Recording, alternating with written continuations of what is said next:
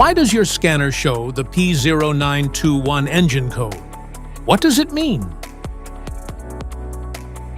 P0921 is a diagnostic trouble code for gear shift forward actuator circuit range or performance.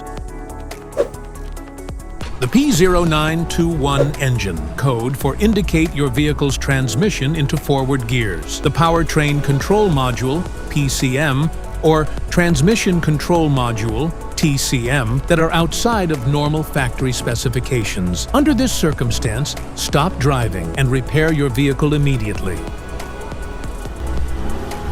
So, what causes this imbalance?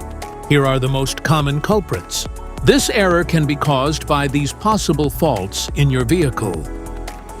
Faulty gear shift forward, damaged wiring or connectors, failed transmission control module, mechanical transmission issues, low or contaminated transmission fluid.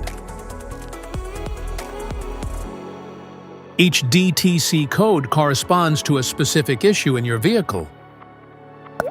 This error code occurs in any OBD2 equipped vehicles, especially in those manufactured since 1996, and it is commonly found in vehicles like Ford, Audi, Honda, Chevrolet, Nissan, and Kia.